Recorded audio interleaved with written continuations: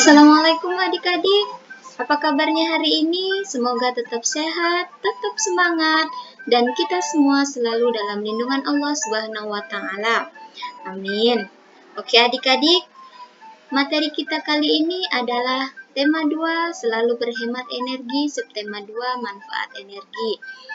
Di mana hari ini kita belajar IPS tentang manfaat sumber daya alam atau SDA. Nah, di Indonesia memiliki kekayaan yang berupa sumber daya alam yang melimpah. Sebagian besar sumber daya alam tersebut merupakan penghasil energi yang bermanfaat bagi kehidupan kita sehari-hari. Adik-adik, apakah kalian pernah mencoba meminum jamu atau minuman herbal seperti jahe hangat atau bahkan jeruk hangat? Nah, minuman tradisional atau obat-obatan tradisional di Indonesia banyak menggunakan manfaat dari sumber daya alam loh. Contohnya olahan minumannya ada air jeruk nipis. Biasanya dicampur dengan kecap untuk meredakan tenggorokan yang gatal dan juga batuk berdahak. Di sini juga ada air jahe atau kencur. Biasanya disajikan dalam keadaan hangat.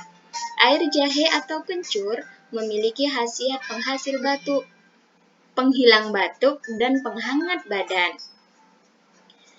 Selain itu, olahan sumber daya alam banyak juga dipakai untuk memenuhi kebutuhan lainnya, seperti bahan makanan, pakaian, pemanas, rempah atau bumbu masakan, dan lain sebagainya. Pemanfaatan sumber daya alam terbagi menjadi dua, yaitu pemanfaatan sumber daya alam yang dapat dirasakan langsung.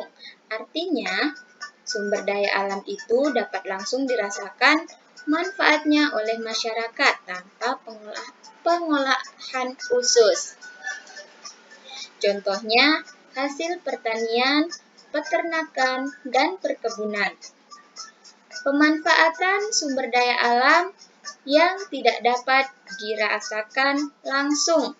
Artinya, sumber daya alam itu harus diolah secara khusus terlebih dahulu agar dapat dimanfaatkan oleh masyarakat. Contohnya ada hasil pertambangan.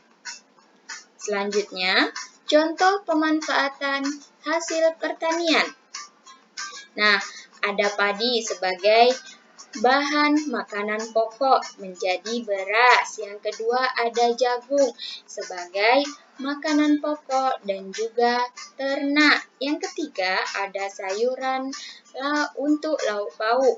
Yang keempat ada kacang kedelai untuk membuat tempe dan juga bisa membuat tahu loh. Nah, selanjutnya contoh pemanfaatan hasil perkebunan. Ada kelapa sawit, yakni sebagai bahan baku membuat minyak goreng atau margarin. Yang kedua, karet, bahan baku untuk membuat ban. Yang ketiga, biji kopi, bahan baku minuman kopi.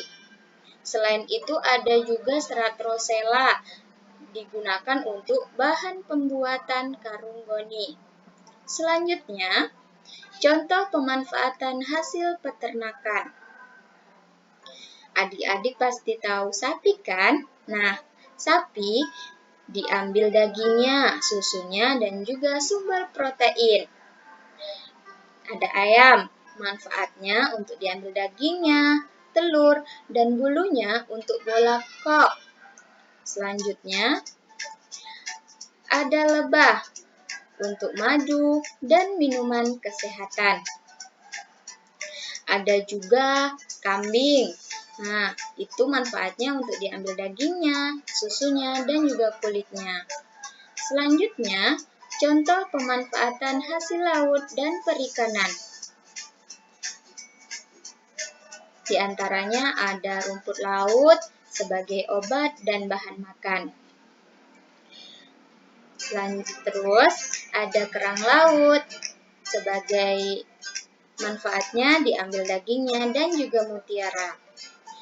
Ada ikan Diambil daging, telur, dan sumber protein hewani. Dan yang terakhir, ada cumi-cumi, daging, dan tintanya, dan masih banyak lain lagi. Selanjutnya, contoh pemanfaatan hasil pertambangan. Minyak bumi, bahan bakar untuk kendaraan, dan juga kompor minyak. Gas alam, bahan bakar kompor gas, emas, pemantul sinyal radiasi, dan bahan pelumas kendaraan ruang angkasa. Grafit, bahan baku pensil, dan juga lain sebagainya. Contoh pemanfaatan hasil pertambangan. Kayu, bahan bangunan, atau peralatan rumah. Nah, kayu juga untuk pembuatan kertas loh.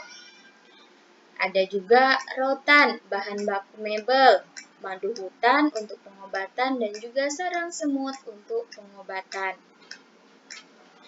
Demikian materi pagi ini mengenai manfaat sumber daya alam. Semoga adik-adik dapat memahaminya. Selamat belajar generasi hebat. Wassalamualaikum warahmatullahi wabarakatuh.